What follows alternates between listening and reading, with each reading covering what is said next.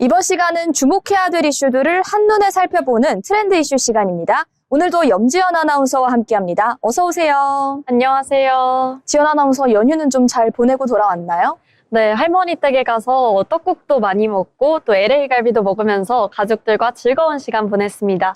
무아 아나운서도 즐거운 시간 보냈나요? 네, 저도 간만에 푹 쉬면서 정말 재충전을 하는 그런 시간들을 가졌는데요. 이렇게 저희가 푹 쉬는 연휴를 보내는 와중에도 이 세상은 복잡하게 돌아가지 않습니까? 그래서인지 오늘도 굉장히 다양한 이슈들을 준비해 오신 것 같은데요.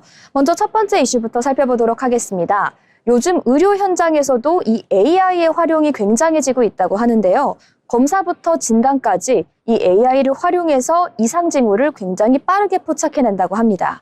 하지만 오진을 같은 상황에서는 이 책임의 소재가 불분명해지기 때문에 관련된 기준의 마련이 시급하다는 지적이 역시 나오고 있는 상황인데요. 지연 아나운서 자세한 소식 전해주시죠.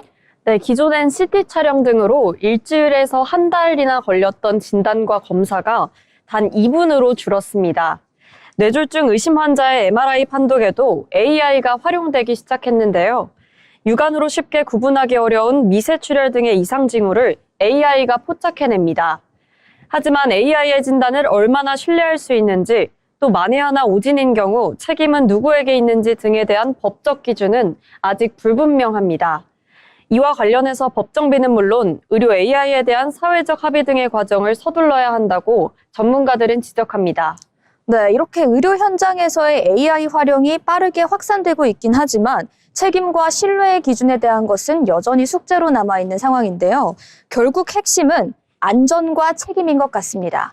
그런데 이 안전과 책임이라는 두 가지 요소는 도로 위에서도 중요하다는 생각이 드는데요. 65세 이상의 고령 운전자 사고, 잊을만 하면 정말 빠르게 뉴스에 오르내리는 것 같습니다. 이제 관련된 사고가 늘면서 고령 운전자에 대한 면허 반납 요구 논란이 커지고 있는데 지연 아나운서와 함께 이번 이슈도 한번 자세히 살펴보도록 하겠습니다. 네, 지난해 고령 운전자 교통사고 비율이 무려 21.6%로 역대 최대치를 기록했는데요. 하지만 그렇다고 운전면허에 대해서 너무 많은 제한을 가하면 고령 운전자의 이동권을 제한하는 문제도 발생할 수 있겠습니다. 그렇기 때문에 이동권이라는 권리도 보호해주고 안전이라는 그런 포인트도 명백히 지켜줄 수 있는 그런 제도가 필요해 보이는데요. 네, 결국 안전과 이동권 사이의 균형이 핵심적인 포인트인 것 같은데요. 이미 해외에서는 이러한 고민을 제도적으로 풀어나가는 사례가 있다고 합니다. 네, 맞습니다. 외국 사례를 들어볼 수 있겠는데요. 먼저 일본 같은 경우는 75세 고령인 경우에 3년마다 인지기능 검사를 하고 있습니다. 그래서 의사가 인지기능이 떨어진다고 판단해보면 사실 운전면허 제어가가 취소될 수 있습니다. 또 미국 같은 경우는 주마다 다른 모습인데요. 일리노이주의 경우에 75세 이상 고령의 실제 주행 능력 시험을 테스트해보고요. 이 시험을 통과해야만 계속 운전면허를 유지할 수 있게 됩니다. 네, 이제 운전 능력 역시 신체의 기능과도 밀접한 관련이 있는 부분인데요. 그런데 일상 속의 작은 습관이 우리의 몸 그리고 우리의 습관을 서서히 망가뜨리고 있다는 사실 여러분 아셨나요? 하루 종일 스마트폰을 놓지 못하는 모습이 오늘날 대부분 현대인들의 실상인데 이러한 자세 때문에 나이에 상관없이 유난히 고생하는 신체 부위가 있다고 합니다. 지연 아나운서 어딜까요? 네, 바로 목입니다.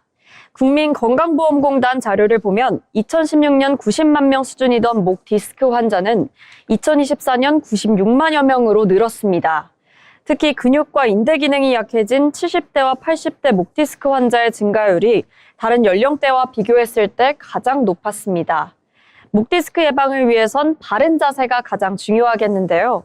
스마트폰을 사용할 땐 가급적 눈높이에 맞추고 틈틈이 걷기와 스트레칭을 해주는 게 중요하겠습니다. 잠을 잘 때 목에 무리를 덜 주는 낮은 베개를 사용하는 것도 또 하나의 방법이 되겠습니다. 네, 스마트폰을 내려놓는 그 잠깐의 여유가 건강한 목을 지키는 첫걸음이 될 수 있다고 합니다. 여러분도 이 점을 모두 명심하시고 건강한 자세 그리고 건강한 습관 지키길 추천드리고요. 작은 자세 교정과 스트레칭이 통증을 예방하는 가장 쉬운 첫걸음입니다. 일상 속 습관을 점검하는 것 지금부터 시작해보시는 건 어떨까요? 이상으로 오늘의 트렌드 이슈였습니다.